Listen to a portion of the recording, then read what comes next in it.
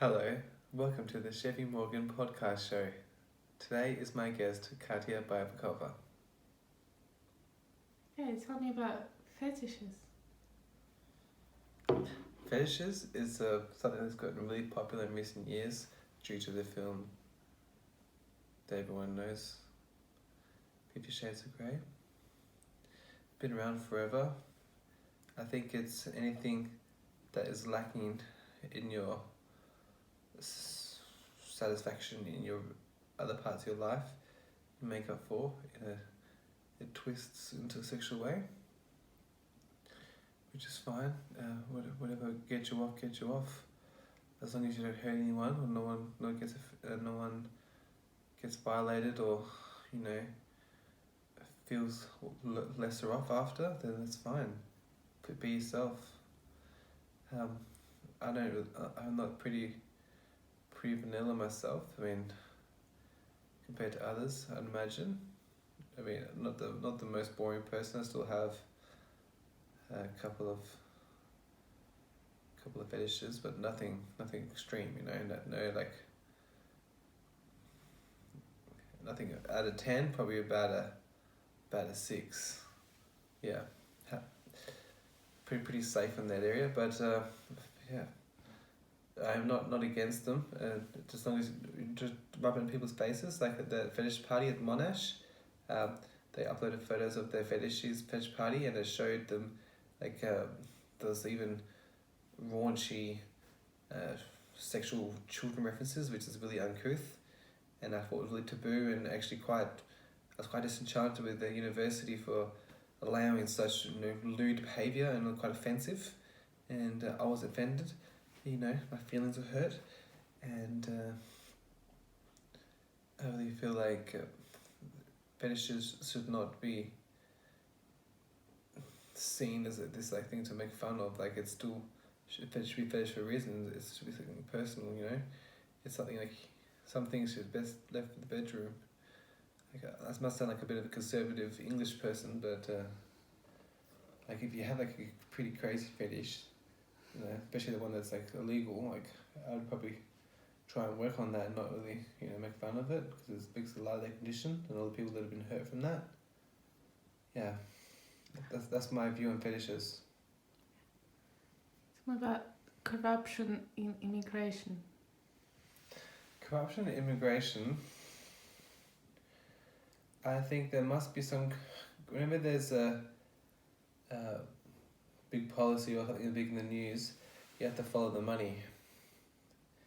And there must be some way to make money out of making it really difficult to get into Australia and having people held in detention centres, because they have to hire out people like Serco workers,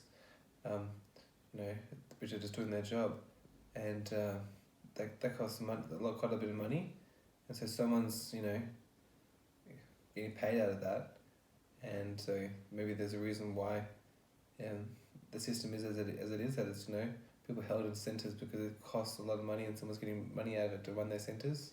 Same with like the prisons, and I heard in places like America they're privately owned, so that way some of the policies that can put people into jail are actually in place in order to unnecessarily incarcerate people, because there's so much money in keeping people in prison. And so some of these policies that should be legal or not are quite outdated and silly and trivial, and then the amount of people are in jail are probably unnecessarily mad in there. And so I actually heard a story about people can get corrupted by guards. So the guards can get corrupted by the people that are in jail, or detainees, or immigrants, because obviously they can be quite charming, they can be quite rich, or just well spoken, and if you spend a lot of time with someone, they can rub off on you, no matter what they are. It's like I heard in hostage situations, people can fall in love with their captor because you put under stress. Maybe it's a sad situation and you temporarily fall for someone, and maybe it can happen the same thing in a immigration area. But I think as in corruption in Australia, just my perspective, I think it would be quite difficult because there's such a strict government policy on immigrants, and they have to pay a lot to get in there. But I think there would be corruption maybe in the top level. Like maybe it might be a lot easier to move here if you just have money. You don't need qualifications or anything. Whereas most people have to go for all the loopholes. Get a degree, get a really good job, get sponsored, and just to get sponsorship, it's quite a rigmarole. But to be honest, I don't follow the news enough or TV to know about the current events about it. But I imagine it's definitely in force, and I think there should be more people coming here who are skilled because they can contribute a lot. Because think about it, if someone moves here, right, and they bring their wife or daughter, or they meet someone, if they're really successful, hardworking, and they earn like about say $100,000 a year, they have a really good job, and they save money and they buy a house, and then they they're going on holiday in this country and just shopping, right? They're going to contribute so much to the community because they're earning and spending money, and they say the economic growth is the main focus of every citizen, right? Because to work hard, make more money, make more taxes, pay more money, right, to the local economy to improve the betterment of everyone for taxes. And so they can do that. And I don't think, Australians have fear of getting overpopulated because it's quite hard to get here and get that skill and qualifications. You need to come from, quite affluent backgrounds. And, we are a country of immigrants and we do need more skilled people here all the time. It makes it more interesting too. You don't want to have just local yobbos around. You want to have multicultural hot pot, and having that diverse cultural background really helps. I think it's nothing more sexy or fascinating learning about something, the culture of someone, because it's so different. Everything is a learning process, and you can learn from each other how you approach a situation, how it's different, how it's the same. It can help you understand things more from a worldly perspective, because when you always see things and hang out with people who are similar to you, you start to think the world for a certain lens. At least you can't imagine how someone else would see it. And so if you're with someone their whole life is grown a different way, you're constantly going to be learning little parts about how they view the world differently, and it's always going to be like an adventure together and learning. So it can be really fun. Yeah, that's about immigrant corruption. Global warming. Okay, regarding global warming, the world goes through stages. It heats up, it cools down, it freezes. We were currently in Ice Age and we're coming out of it. And the way modern lifestyle with carbon emissions is speeding it up. But it's a natural progression, but it is being sped up due to carbon emissions. And I think that what we need to do is spend a lot more time on research and funding and authority to allow alternative resources, because that would change society more than anything. And it's really necessary, because obviously it is accelerating, because it makes sense. If you got to pump all this gas into the atmosphere, it's going to warm up. In imagination, okay, A to B, yeah, that I can see that, yeah. So totally, you have to, what you can do, you have to put the glass bottle in the right box and maybe ride your bike to work a couple of days a week, keep cup, keep Australia beautiful, mate.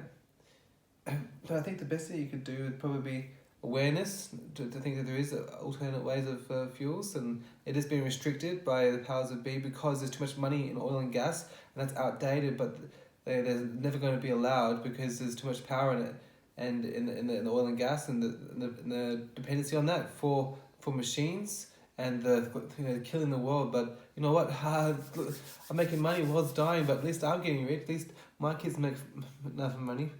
But you know what, you can't throw all these machines, right? You can't just say, let's throw all the V8 cars, let's all just ride a bicycle. You can't throw it all away, right? So what we can do to solve it is just build machines that can work against pollution, right? Stop it, and then get rid of the existing and then prevent it from occurring again. Like somehow converting it to something that's positive, and because there's no way we can just stop all machines right now, unless they allow some kind of wireless energy research to come into place, right? Which maybe water or sun or something, some solar power. Until that's allowed to come into population, we need to focus on a way to fix it, right? And so I've actually heard there's machines being designed to clear out things in the ocean, like the big pile of rubbish that is there. I think we can do something with the ozone as well, and I don't think you can be too fearful, because you can't live your life in fear, thinking that every day, the tidal wave might come, because you have to every moment is precious. You have to encapsulate all the possible good times you can, and you're always living life in fear. You're letting the bad guys win, If there is bad guys out there, you're letting them win by doing that, and so you have to live your life, you still have to be aware of it, but the idea of global warming is so helpless, and I think there's a lot of things we have control over that you can focus on to better the world, right? It's going to work, coming home, going to the bar, going shopping, coming home. It's a bit hard to think you can fix that problem of pollution, right? Maybe you can keep renewable bags and things like that, but then you hear the stories about the benefits of recycling and how it's going offshore to China, and they're having legal problems over that, and it's so easy to think you can just get caught up in okay, this is what I'm doing to contribute, but look at the big picture. Like you're saying, okay, I'm just going to make sure I follow the right recycling bins, but then what about the fact that where is recycling going? Is it going to China? What are they doing with it? Why are they cancelling the policies of it? And I've heard in some countries global warming is understood to be a natural phenomenon that is, we are coming out of an ice age, and so we are naturally warming. So maybe in a couple hundred years, we're going to be like, all the ice caps going to be melted, and all the world's probably going to be like submerged. So that's half natural. Maybe it's accelerated. Yes, it is quickened because of the human lifestyle of the industrial revolution of pumping out gas, but it probably would have happened eventually anyway, where the sea level is rising every year, and eventually it's going to happen. But is it going to happen in this lifetime? I think there's more foreseeable threats than a nuclear natural disaster.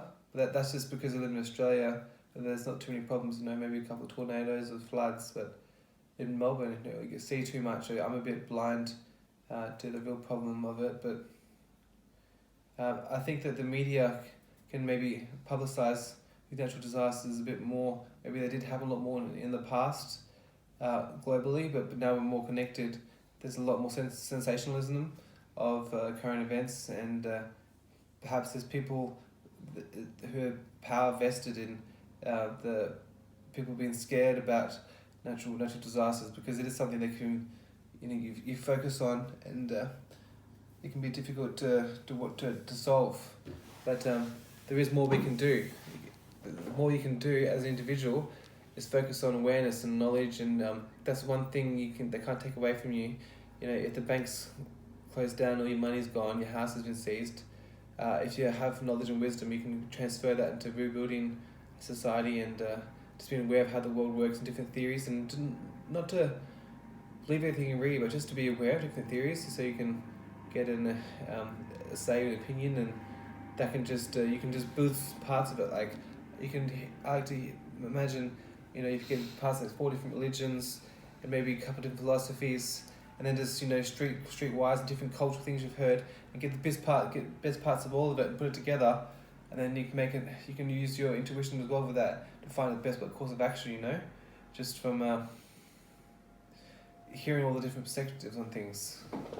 That's what I have to say about global warming.